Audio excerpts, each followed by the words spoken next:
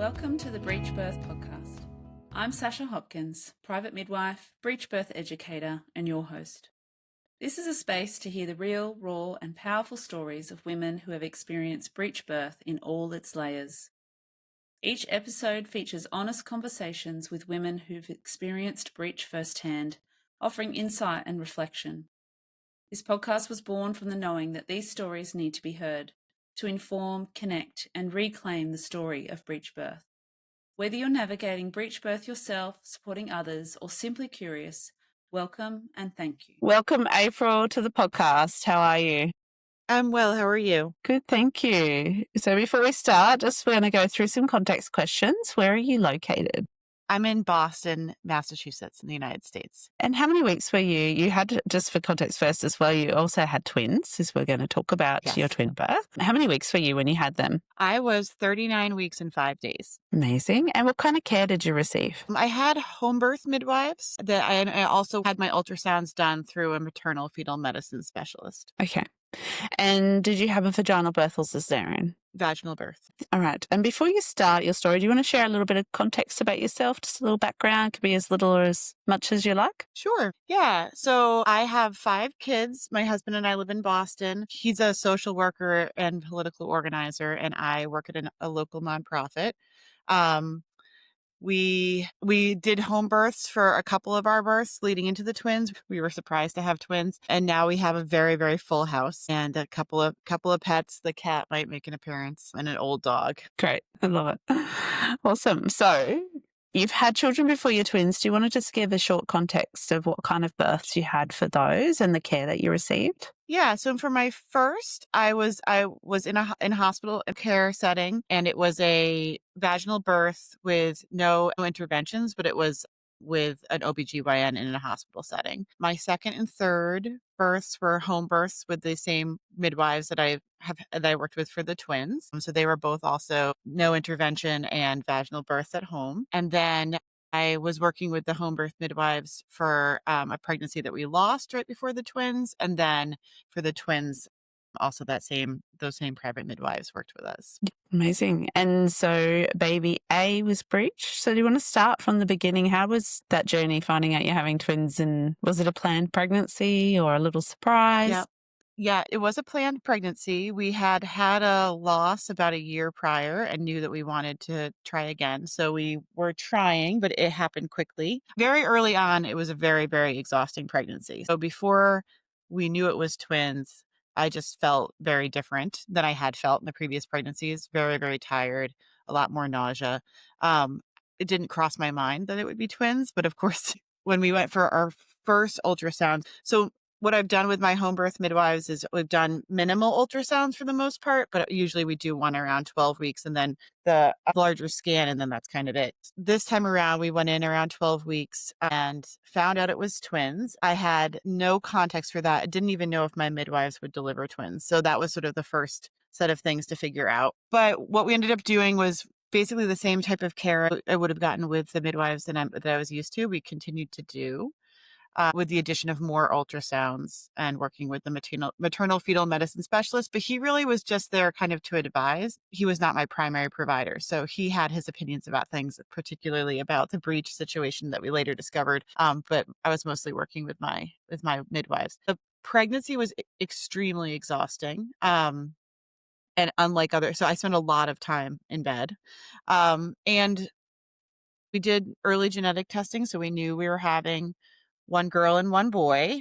My other 3 kids at home were all 3 assigned male at birth children, 2 of which go by he, him pronouns, one of which is using they, them pronouns. So I had never had sort of a female baby. So I was very excited that we were having our girl. And basically, like, they hung out in the same position the whole time. She was baby A, and she was basically breech the whole time, and he was over top of her. Oftentimes their heads were next to each other. So he was transverse and she was up. And I didn't think about it. I just assumed, like all my other pregnancies, that she would flip. So I wasn't even dawning on me to think about what would happen if I was going to have a breech delivery. So around 32 weeks, we were in one of our regular ultrasounds, and the technician and a couple of the people in the office sort of were like, oh, I guess these babies might not come out at home, because they were starting to make assumptions that this baby A would stay breech. And if baby A stays breech, you're going to go to the hospital and have a cesarean section. And then it started to dawn on me that I had not actually thought through what this was going to look like. So I had already spent a lot of the pregnancy telling people that I was going to have the babies at home and that was my plan. And that was surprising a lot of people, because oftentimes twin babies are not had at home, or people assume it's going to be a certain type of delivery. But my midwives were very comfortable with it, and everyone was healthy. So I started to feel out with the midwives what it means to have a breech baby A. Breech baby B is no big deal for them at all. Breech baby A, they only had done a handful of times, but they were the most experienced vaginal delivery breech providers in the entire area. So whether I was at a hospital or not, these were the people that were most likely to be able to deliver that way. There's basically only one hospital provider in the entire Boston area that would even consider delivering breech, and that person doesn't do twins. So I was fortunate to already be working with the folks that had been trained and had the most experience. And we were like, well, the babies are going to be in the position that they're in. We'll keep up the ultrasounds and the non-stress tests in the third trimester and make sure everyone's healthy. And then we'll see what happens. But I remember being very stressed out about the timing, because in order for it to be a home birth with these particular midwives, I had to be after 37 weeks and pretty much before 40 weeks. They didn't want to do twins past 40 weeks at home. So I became very preoccupied with the timing, because I didn't want to be forced into other options just because of lack of options, because the timing was one way or the other. So I spent a lot of the last trimester worrying about getting to 37 weeks. And then when I got to 37 weeks, I was like, when am I going to go into labor? And, I was at 39 weeks and I still wasn't in labor. My other babies were all post-dates, but the other babies weren't twins. So I spent a lot of time preoccupied about getting these babies out. We did make a plan. We made a couple of plans. We were doing a lot of surveillance of the babies. So we were getting 2 ultrasounds a week at the end and non-stress tests every time to make sure that everyone was healthy and happy. And they did. They stayed really healthy. My maternal fetal medicine person was not pleased with our plan to be at home and to try to deliver breech babies vaginally. That was just not something he was familiar with, but we stuck with our plan. We did do a few things to try to encourage labor to start, which I had not done for my previous pregnancies. We tried some homeopathics and some herbal things like black cohash, and I did some pumping routines in the final week leading into, I guess I started that around 38 weeks. And then we also had agreed with the midwives that we didn't want to go past 40 and 3. So we had planned at 39 and 5 to do a first round of castor oil. So castor oil and homeopathics and pumping to see if we get the labor going. And then if we didn't get it going that day, we'd try it again in a few more days. And so on that day, I took the castor oil. I was pumping and bouncing on the ball and doing all the things and trying to visualize it going into labor. And I remember sort of standing up from the yoga ball and my water broke. And I was like, okay, we're in it. And at that point, the babies were in the same position they'd been in the whole time. So baby A was breech, baby B was transverse. And we assumed that his positioning wouldn't be known until she moved out of the way. So we were getting into being in labor with those babies in those positions. Yeah. Just before you keep going, I know being in Australia, castor oil is not something that's recommended or offered here. Would you mind talking through what that tasted like, what it did for your body, or any feedback on that? Yeah. So I had avoided any sort of induction of labor from my other pregnancies, and had heard kind of horror stories about castor oil just going into labor feeling really unwell, because it basically causes your body to empty itself out. So you can have really terrible stomach cramping and diarrhea and be unwell. So I was very worried about that. What my midwives advised and what we ended up going with is going with a very, very sort of low dosage. And in their experience, they sort of said, when a body's really ready, castor oil can help, but it's not going to throw your body into a labor you're not ready for. Because that was also part of my concern. It's like, well, what does it mean to go into labor and not, I don't want to have a labor that feels like it was not prepared for. So I went a very conservative route where I took like a few tablespoons in a smoothie. And the idea is within a few hours, you're going to probably have diarrhea and potentially that's going to get your body to go into labor. I never got to the part where my body was eliminating. I started to get a little crampy and then my water broke. And then it was a matter of like, am I going to start contracting? And we had planned to take like a second dose of castor oil later today. I never did that. So I'm not sure. I mean, it's like, was it the thing that did it? It's impossible to know. What I felt in my body was that it wasn't the thing that did it because it didn't feel, I did get some impact of the castor oil while I was in labor, but it felt like the water breaking and was just sort of what my body was going to do anyways. It's, who knows?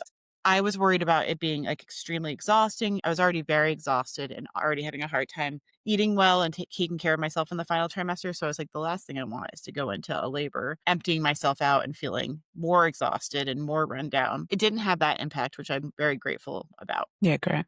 Thank you. No problem. So my water broke and then I did not start contracting. So after a couple of hours and doing some more pumping and the pumping got my body going. So it was around noon. I was contracting. My midwives came. There were 2 certified midwives and 2 student midwives. And I had a birth photographer and my mother and my partner. So it was a full room. We also had a birth tub set up in our bedroom. So it was very cramped. So I started contracting. They were very manageable contractions. Like other labors were as long as like 48 hours and as short as 3 hours. And I figured I'd come out somewhere around the 3 to 6 hour place, but I didn't, having never had twins or a breech baby, I had no idea what we were in for. So, very, very manageable contractions for the first few hours. I felt like really good about them. They felt really productive. Then they were close together every 2 to 3 minutes, but they were not that intense. That went on for about 4.5 hours. So we were at late afternoon and it started to shift into some pretty intense back labor, which I had with my first. And it was just a ton of pressure on my lower back. So I was in the shower a lot. I was doing a lot of getting direct heat and water on my back. I wanted a lot of counter pressure from my partner or from the midwives. And the intensity was pretty high. I don't think I had transitioned. I think it was just like baby A was really trying to get themselves positioned and down into where they needed to be. And it took a lot of doing. So typically with my other labors, I go inside myself and I am sort of oblivious to the world. Something about this labor, I think perhaps there was a little bit, my confidence was a bit more shaken because my body was so tired from the twin pregnancy and because there was so much feedback out in the world about twin pregnancies and breech pregnancies and what's possible. So I was a little bit more reliant on my partner and my midwives to really do a lot of coaching. So we just moved positions the whole time. It was a lot of trying to manage the back labor. We used a TENS machine. We did sterile water injections into the back. We did counter pressure, but we also just moved around a lot.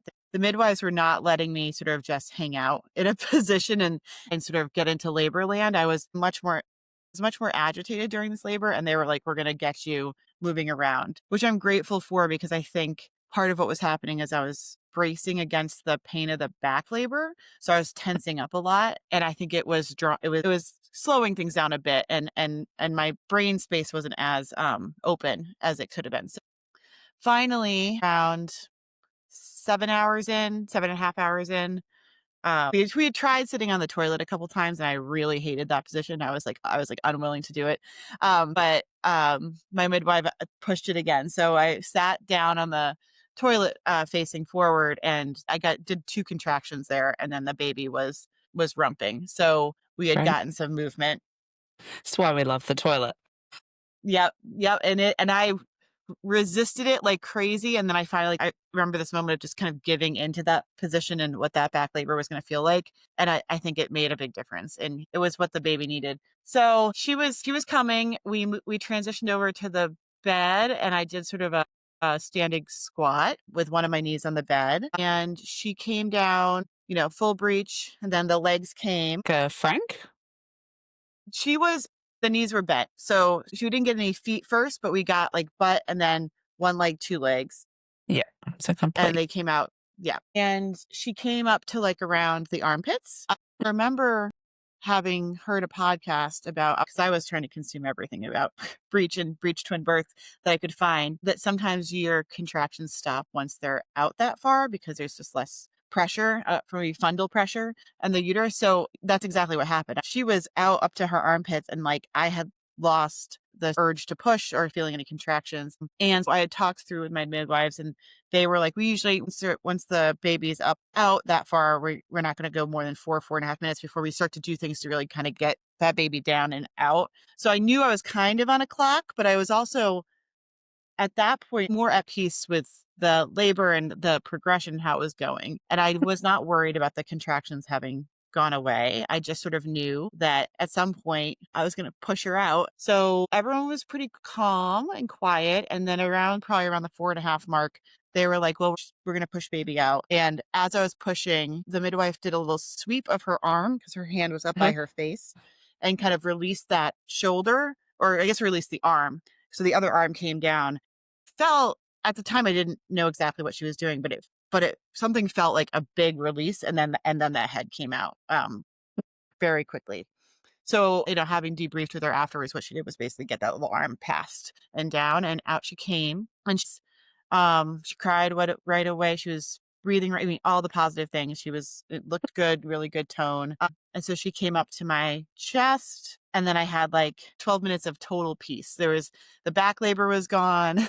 There was no like jumping into having to deal with the next twin. It was very calm, peaceful 12 minutes before we had to start working on baby B. Yeah. And so the 12 minutes, was that just no contractions and then contractions started? Yeah. So it was 12 minutes where I like laid down and there was no contractions, no back pain, nothing. And then at around the 12-minute mark, the midwives were like, we should get you standing up because, they wanted to make sure things kept moving. They had checked baby B right after baby A came out, and he was still up high, and his heart rate, all that was good. But at 12 minutes, I handed over Esme is the name of our daughter to my partner, and I stood up. And then in the standing up or in the getting moving, I was like, oh, we're still in labor. So I was feeling the back pressure came back really strong. I walked into the bathroom because I wanted to get in the shower. And there was like an enormous amount of pressure building.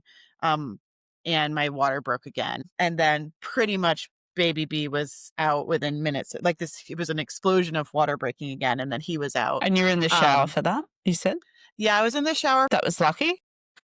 Yeah, it was. Yes, it was quite a lot of fluid. And then I was like, oh, we're going to go right into having another baby. And so I walked back over to the bed, and they, felt him, and he had gone from way up high to quite low very quickly.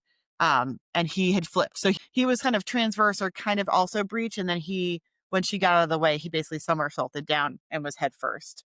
And so there was still back labor with him. There was actually back labor until I got the placentas out, but it was much more similar feeling to my other births because I think the head first, and he was basically out in one push, which I had also done with my third. And similar to my third, he was a little slow to breathe. I think between not being in the vaginal canal very long and also coming out quickly, he was surprised to be out. And so he had a little extra help with a little puff of air.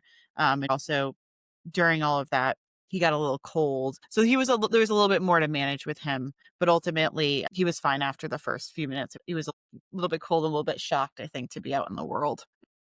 And his name is Isaac. So then Isaac's out. The midwives they're so good at their job, and they were so good at caring for me and the other baby and Isaac and keeping everyone calm and making sure everything's safe. But I had some increased bleeding during my first pregnancy, directly postpartum. And I had pretty severe bleeding during a miscarriage between my third pregnancy and my fifth pregnancy. So for additional risk management, they wanted to give me a little Pitocin right after the births of the babies to make sure that the bleeding was controlled and the placenta came out safely and there was not excess bleeding post baby deliveries. Baby B came out, they got the Pitocin in, and then we worked on getting the placentas out. So like I said, I was experiencing pretty severe back labor still. So I really wanted those placentas out. So we did not take a lot of time to get them out. I think I remember being on the bed and sort of having both babies and needing to sort of bear down to get them to go. And they came out and they were fused together. So there's 2 separate placentas for the 2 babies, but they were fused together into this big, beautiful placenta with 2 umbilical cords. It was incredible. And then the back labor finally stopped. The placenta it always causes a bit of pain in the bum and the back. And you feel much better once it's out. Yes, exactly. Between the 2, was there a heart rate check or anything on baby B? Yes. Yeah. So we were doing regular monitoring for both babies. Definitely once baby A was out, or as baby A was coming out, and as soon as baby A was out, there was checking on baby B. I have a really awesome photo of that. His heart rate was always very, very good. It was just needed a little help with the breathing. And yeah, they stayed because of how unusual it is to be able to do twin vaginal birth at home in the United States, and also any sort of breech birth at home or any breech birth vaginally in the United States. It was great to have babies that sort of continually gave really good data. So that it didn't add to any of the stress, because you kind of knew, like, I was feeling healthy, they were feeling healthy. Like, this is something that we can do. Yeah, So, great. yeah. So awesome. Yeah. And so knowing that you're having twins and that you had a breech baby, did you do any education? Like, what kind of resources did you look at to ready yourself? So for all my singleton births, I listened to every birth. I listened to all the birth podcasts I could get my hands on, especially low intervention or unmedicated or home births. Once I found out I was having twins, it was much harder to find those stories. There's just many fewer stories of twin births at home or twin births that are vaginal or have low intervention. So I actually kind of did a moratorium on listening to birth stories for a while, because I wanted to be relatable to my experience, and I don't want to consume things that stress me out about twin birth. So from week 13 to week 32, I was doing very minimal research. Once I started to understand what the implications of having a breech baby A were, I started to do a little bit more.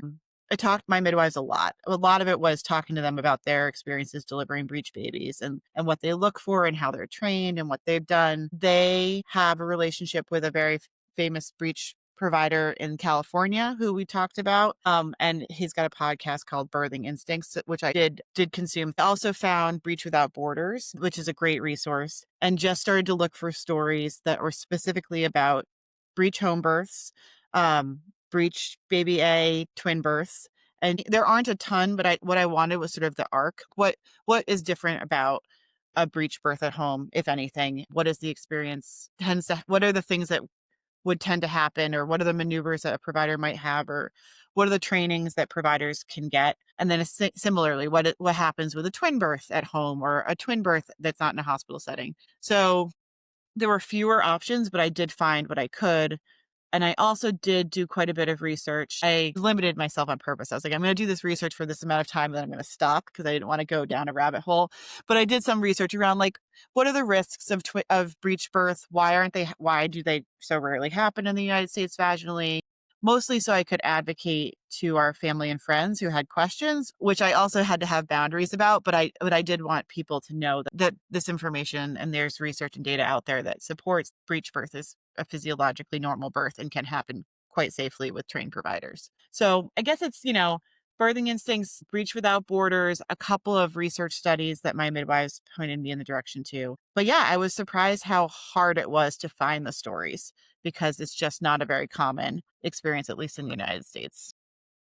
Yeah, you tend to have to go searching within the podcast for one story, maybe 2, which is why I've created this podcast. Yep. One-stop shop. If anyone listening that has a breech baby on board and potentially twins with a breech baby or 2 breech babies, what would be some words of wisdom or recommendations that you would like to give them? I think that the